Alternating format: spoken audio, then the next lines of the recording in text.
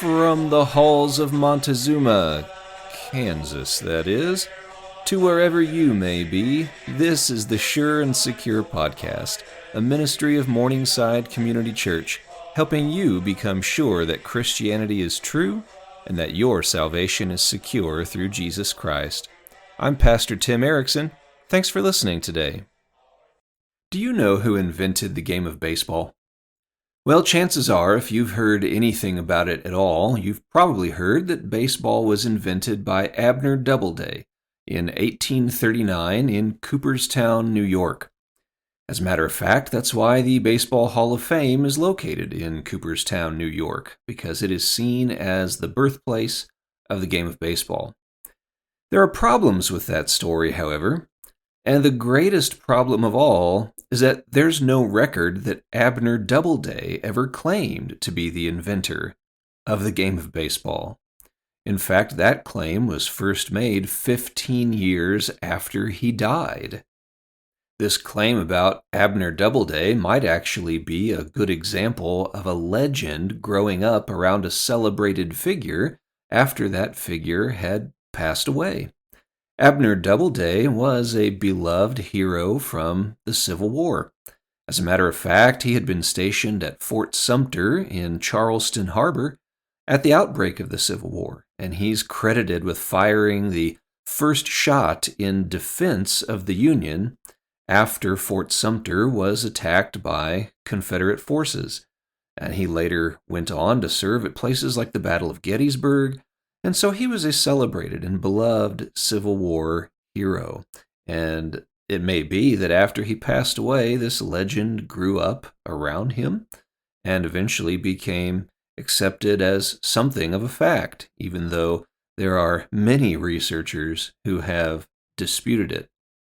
So the claim that he invented baseball is weakened significantly by the fact that he apparently never made the claim himself. And if he didn't make the claim for himself, then the claims of other people about him don't carry as much weight, do they? Well, over the years, there's been similar discussion about the claim that Jesus is God. Critics of Christianity have claimed that Jesus is also an example of legends that simply grew up about him after he passed away. Some critics have disputed whether or not Jesus himself actually claimed to be God in the flesh. So how about it? Did he make that claim? Well, we'll see on this episode of the podcast today that he most certainly did. As we continue to talk through the contents of the book, 12 Points That Show Christianity is True by Dr. Norman Geisler. Today we'll be talking about point number 7. But before I announce what that is, let's review the first 6 points in this comprehensive case for the truthfulness of Christianity. I like to do this in each episode, just in case you're listening and you haven't had a chance yet to listen to the previous episodes in this series. But just in case you have had a chance to listen to all of those episodes, it's good to review and to get the flow of this logical argument nailed down securely in your mind. So, point number 1 in the argument is this: truth about reality is knowable. No one can deny that everyone knows things that are true about the way the world really is. So, this point shows us that it's a lie to say that the only thing we can know is our own perspective on reality. That it's a lie to say we cannot know reality itself. That claim is simply self-defeating. And so it cannot be denied that truth about reality is knowable. It's not the case that something might be true for you and yet not true for me. If it's true for you, it's true for me as well, because we live in the same knowable reality. So that's point number 1. Point number 2 is that opposites cannot both be true.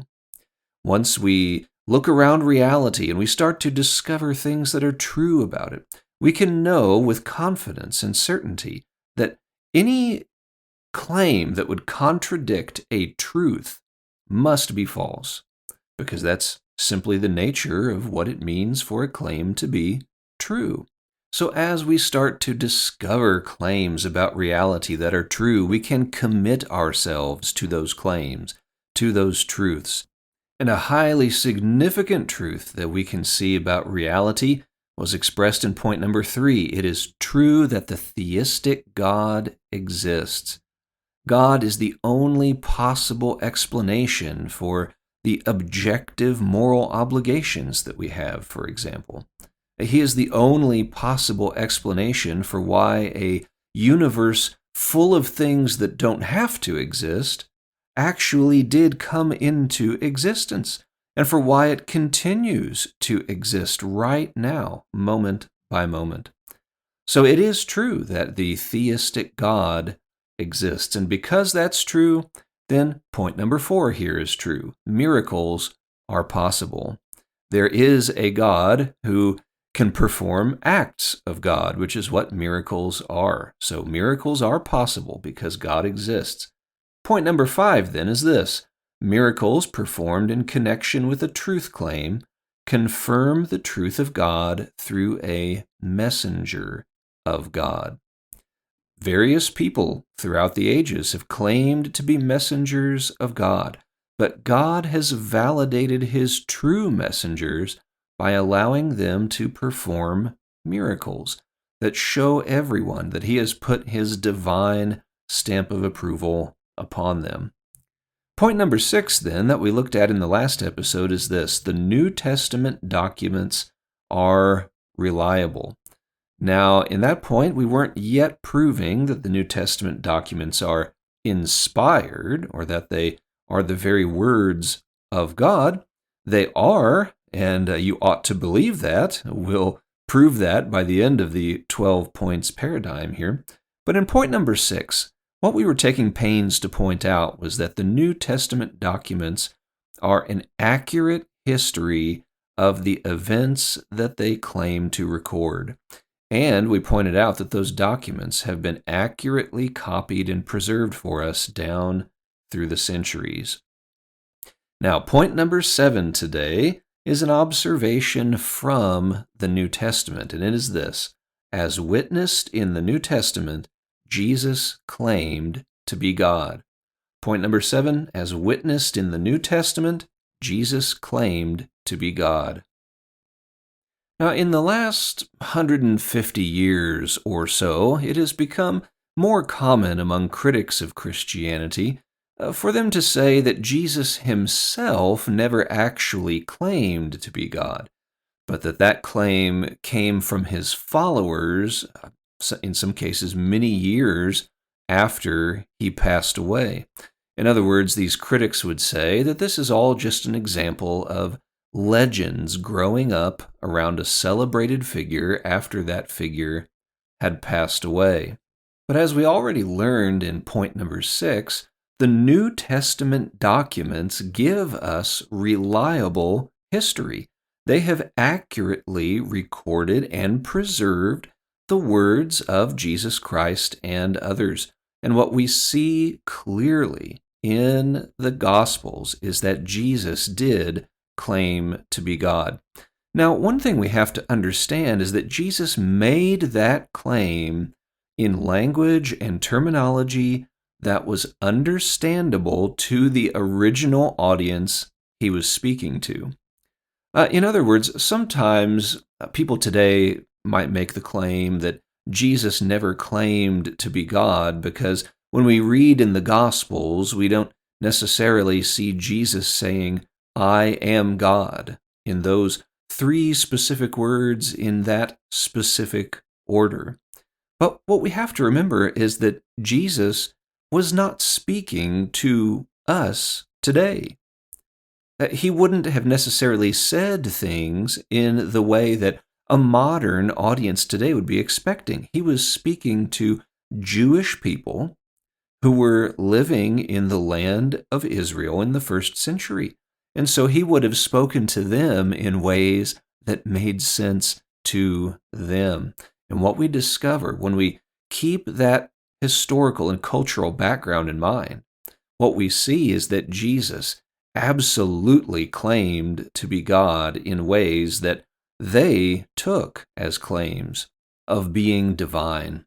Let's focus here on just two ways in which Jesus claimed to be divine, in which he claimed to be God in human flesh. These two ways revolve around two of the most common titles that Jesus used for himself: Son of God and Son of Man. Let's look at each of those in turn. First, this phrase, Son of God. In John chapter 5, among other places, we see very clearly the significance of this claim and how the Jewish people understood it. Now, in the beginning of John chapter 5, we read about Jesus healing a man on the Sabbath day. And the Jewish religious leaders were all bent out of shape about that because of their mistaken understanding of what the Sabbath was all about. So it says in verse 16, "Therefore the Jews began persecuting Jesus because he was doing these things on the Sabbath." Verse 17, Jesus responded to them, "My Father is still working, and I am working also."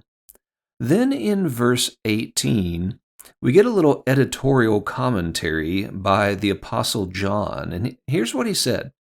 "This is why the Jews began trying all the more to kill him. Not only was he breaking the Sabbath, but he was even calling God his own Father, making himself equal to God." In the Jewish mindset, for Jesus to call God his Father was to make a claim of being divine. And that's because the Jews understood that language of son of, or that claim that someone was one's father. They understood that in terms of the principle of similarity, because when fathers beget sons, they beget things that are similar to them, not different from them, right? When a human father begets a son, he begets a human being, not a donkey or a dog or a giraffe or anything like that. He doesn't beget something different from him or something with a different nature than he has. No, he begets something that has the same nature that he has. So for Jesus to claim that God was his Father was to make a claim that he had the same nature as God, just like a son has the same nature as his father. And this is how the Jewish people interpreted his words. And this is why the Jewish religious leaders in particular got bent out of shape with Jesus, because they charged him with committing blasphemy. So as you read through the Gospels, any time you read Jesus using the phrase Son of God in reference to himself, or any time that he talks about God being his Father, he is making a claim to be divine. And we find that all throughout the Gospels. It's consistent in the pages of those documents.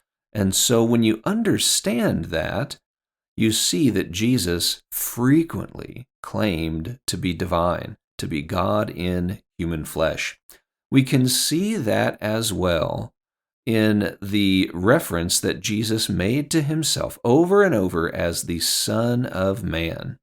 That was one of the most frequently used titles that Jesus had for himself, that he was the Son of Man. And in the trial of Jesus, when he was arrested and just before he was crucified, we can see the significance of how the Jewish people understood that title, Son of Man. Now, you might remember that in our Lord's trial, they brought some false witnesses against him to try to establish some testimony that would be damning against him. But even those false witnesses could not agree with each other about what they actually heard Jesus say. And so eventually, and apparently with much frustration, the high priest basically just blurted out to Jesus, and he asked him, "Are you the Christ, the Son of the Blessed One?" And Jesus said, "I am. And you will see the Son of Man sitting at the right hand of the power, and coming with the clouds of heaven." Then the high priest said, "What further need do we have of witnesses? You have heard his blasphemy." That was from Mark 14, verses 61 and 62. Now, notice that after Jesus gave his response and referred to himself as the Son of Man, the high priest didn't say, oh, this has all just been a big misunderstanding. He only claimed to be the Son of Man and nothing more. No, we can see from the high priest's response and from the fact that Jesus used the title Son of Man, that both Jesus and the Jewish leaders saw the title Son of Man as being essentially equivalent to the title of Christ and the title Son of the Blessed One. In other words, Son of God. So Jesus and those who had him on trial saw all of those titles, all of those phrases as being essentially equivalent. And that's because of the significance of the title Son of Man from the Old Testament prophecy in Daniel chapter 7, where the Son of Man was a figure who had the right to appear in the presence of God and to receive authority from him. So again, we can see from all of this that the Jewish people at the time of Christ understood the title Son of Man as a claim to be divine. And when you understand that, you can understand that Jesus repeatedly claimed to be divine by using that title, because he used that title for himself very often throughout the Gospels. In fact, it's been said that that was the title Jesus most commonly used for himself, and that's true. And that title was a claim to be God in the flesh. Now, those are just two of the ways in which Jesus claimed to be God. There are a handful of other ways in which he claimed to be divine. Dr. Geisler mentions these in his chapter. Let me just briefly mention them here. For one thing, Jesus used the name of God for himself. He used the name I am to refer to himself in John chapter 8. And the Jewish people clearly revealed that they understood this as a claim to be divine, because they wanted to stone him to death after that. They believed that Jesus had committed blasphemy. Jesus also claimed to be able to forgive sins. And in the Jewish mind, that was something that only God can do. Jesus also claimed that he should be honored just as God the Father is honored. He also accepted worship from people on numerous occasions, and the Jewish people viewed worship as something that was appropriate to give only to God alone.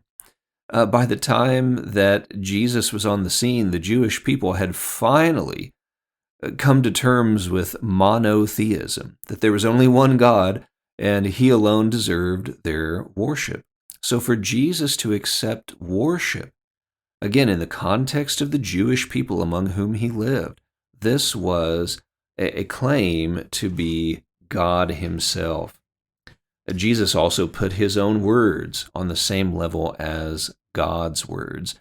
He said in John chapter 12 that it would be his words that would judge people on the last day. Jesus also accepted other titles that were used in reference to God. For example, when Thomas referred to him as my Lord and my God, when Thomas saw him after the resurrection, Jesus didn't rebuke him. He accepted this title from Thomas. And also in Matthew chapter 16, when Jesus famously asked the disciples, "Who do you say that I am?" Peter said, "You are the Christ, the Son of the living God." And Jesus didn't rebuke him or correct him for saying that. Instead, Jesus said, "Blessed are you, for flesh and blood has not revealed this to you, but my Father who is in heaven." So in all of these various ways, we can see that Jesus really did claim to be God. He claimed that he was divine. Now, let me mention two implications of that claim as I wrap things up for this episode. The first is this: if we are going to honor Jesus at all, we have to honor him as who he claimed to be and nothing less. What I mean is this: as we look around at the different world religions, we actually find that a number of religions honor Jesus in some way. For example, in Islam, Jesus is honored as a prophet. They even admit that Jesus performed some miracles. Among some religious Jews, they're willing to acknowledge that Jesus was a good man who taught good moral lessons. In some of the Eastern religions, they might honor Jesus as one of the manifestations of the universal divine spirit. But Jesus didn't claim to be any of those things. He claimed to be the one true God come to earth, the creator of all things who had come into his creation. And if that is who he claimed to be, then people are not actually honoring him if they say that he was something less than that or something different than that. We have to take him on his terms. So if we're going to honor him at all, we have to honor him as who he claimed to be. A second implication of his claim, and it goes very closely with the first, is that the fact that he claimed to be God takes away the option of viewing him as simply a good man who taught good moral lessons. Many secular people today would acknowledge that Jesus was a good person, a good human being. In fact, maybe he was even someone who's worthy of our admiration and our imitation. But nevertheless, they stop short of honoring him as God. And C.S. Lewis famously pointed out that since Jesus claimed to be God, we really don't have the option of viewing him as just a good man who taught good moral lessons. C.S. Lewis famously proposed what's become known as the liar, lunatic, or Lord trilemma. And what he meant was this: when we understand that Jesus claimed to be God, we have basically three logical options of what we're going to do with that claim. The first is that we could say he was a liar. In other words, we could acknowledge that he made that claim, but that he himself knew it was false. Well, in that case, he would just be a liar. And if he was a liar, especially about something so significant, then he's not worthy of our admiration or our imitation to any degree. He was just lying about something of tremendous importance. The second option would be that Jesus was actually a lunatic. In other words, that he claimed to be God and believed he was God, but those claims were actually false. And if that was the fact of the matter, then Jesus, in the words of Lewis, was simply a lunatic.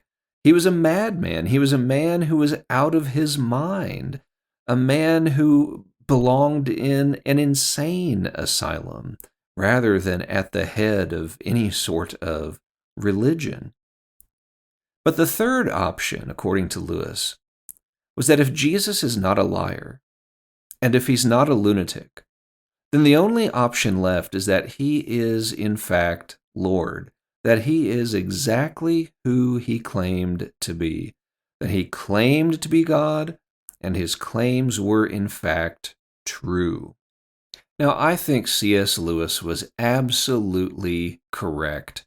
Since Jesus claimed to be God, we either have to embrace him as God or reject him entirely. You can call him a liar or you can call him a lunatic, whichever one you want. But if we don't embrace him as God, there are no other options left that would be flattering to Jesus. In other words, we cannot accept him as just a good man who taught good moral lessons, because a good man would not knowingly claim to be God in the flesh if it was false. So here's how Lewis summed it all up in his very memorable manner in his book, Mere Christianity. He wrote this, quote, "You can shut him up for a fool, you can spit at him and kill him as a demon, or you can fall at his feet and call him Lord and God. But let us not come with any patronizing nonsense about his being a great human teacher. He has not left that open to us. He did not intend to." Unquote. Well, I want to thank you for listening to the podcast again today. If you've been enjoying these episodes, I hope you'll share them with your friends so that we can pass the blessing along. Thank you for once again giving me the opportunity today to teach you something to the glory of God. May God be honored in all that we do, and may you be blessed in your day today.